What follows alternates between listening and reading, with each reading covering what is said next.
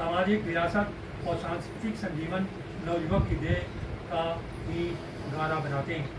नवयुवक पर चुनौती उपस्थित होने पर अपना शीश हथेली पर रखकर खड़ा हो जाता है। वह अपनी कुर्बानी देने के लिए हमेशा तत्पर रहा करता है। वह अतीत के गौरव से भरी नीति और भावी पीढ़ी के बीच की कड़ी बनता है। ऐसा बनने में ही उसके यौवन भरे व्यक्तित्व की सार्थकता सिद्ध होती है।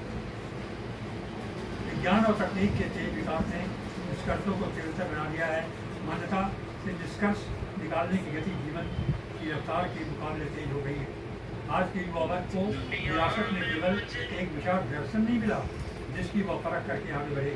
पिछली पीढ़ी को लगभग 3 पीढ़ियों के मनन, चिंतन और संघर्ष को अपनी राजनीति का आधार बनाना पड़ा है। गांधीवाद, सर्वोदय, समाजवाद और नक्सलवाद, इनमें से कोई भी बात आज के युवा वर्ग की देन नहीं है। ये बात पिछली पीढ़ी के आत्म विरोधों और आंतरिक न्यूनताओं की देन है।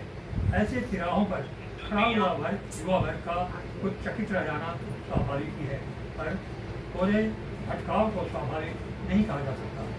आज का नौजुवक चौराहे पर खड़ा वह कौन है और किधर जाए किधर न जाए, प्रचलित बात अब उसे बात करके नहीं रख सकते।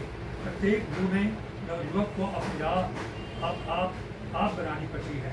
उसे जीवन गति का एवं दिशा का सही निर्माण करना होता है। तभी इस युवा रूपी पुष्प की अपनी सार्थक पंखड़ियाँ और अपनी खुशबू होगी जो आने वाले नवयुवक के लिए भी एक आदर्श और प्रेरणा का निरंतर प्रवाहमान स्रोत बन सकेगी। अन्यथा भावी पीढ़ियाँ उसे भी सोचेंगी ठीक उसी तरह जैसे आज की पीढ़ियाँ अपनी पूर्ववर्ती पीढ़ियों को कोस रही हैं। आज के युवा के कंधों पर देश और समाज के उन्नयन का उत्तरदायित्व है। वह उसे कहाँ तक संभाल पाता है यह उसके चिंतन का विषय है। समाज को चाहिए युवा पीढ़ी को प्रेरणा, उत्साह का उपहार प्रदान कर उसे कर्तव्य की दिशा में संलिप्त करे। युवा में जुनून, जोश एवं सामर्थ्य है। उसके कदम सार्थक और मजबूत हों, उसकी सोच सर्वजन हिताय हो, उसके विचार परिपक्व हों, तभी उसकी भूमिका राष्ट्र तथा समाज की दिशा में श्लाघनीय सिद्ध होगी।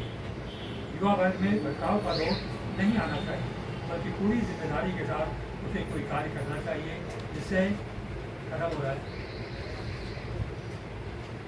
जिससे किसी प्रकार की आर्थिक या सामाजिक क्षति न हो। आज का युवा यही कर रहा है। नहीं, काम तो बहुत बढ़िया है, जिम्मेदारी भी बहुत बढ़िया है, भूमिका भी बहुत बढ़िया है, लेकिन भटक जाता है, वहाँ आर्थिक क्षति हो जाती है, सामाजिक क्षति हो जाती है। कह रहा है कि उसको नहीं करना है क्योंकि उसकी जिम्मेदारियाँ हैं। उसका कभी विरोध सार्थक पहल के लिए बुरा नहीं है, किंतु उसकी दिशा और परिणाम विभत्स नहीं होना चाहिए। आज़ादी की लड़ाई में युवा वर्ग ने अपना बलिदान दिया, फलस्वरूप 15 अगस्त जैसे दिन देखने को मिले हैं। पुरानी पीढ़ी के द्वारा नई पीढ़ी को अपने अनुभवों से अभिशिक्षित कर उन्हें आदर्श एवं कर्तव्य बनाते रहने से नई पीढ़ी ऊर्जा संपन्न एवं साफल्य होती है। पुरानी पीढ़ी का भी कर्तव्य है कि नई पीढ़ी को दिशा निर्देश दे और नई पीढ़ी का कर्तव्य है कि पुरानी पीढ़ी के अनुभवों से लाभ उठाए। नई पीढ़ी को पुरानी पीढ़ी से परामर्श करते रहने से सही दिशा का अनुपालन हो सकेगा। जिस देश की नई पीढ़ी जितनी समुन्नत होती है वह देश उतना ही विकसित एवं सशक्त बनता है। आइए अपने देश के युवाओं को सशक्त और आदर्शमय बनाएं, जिससे हमारा देश सशक्त और आदर्श बने। इन शब्दों के साथ अपनी वाणी को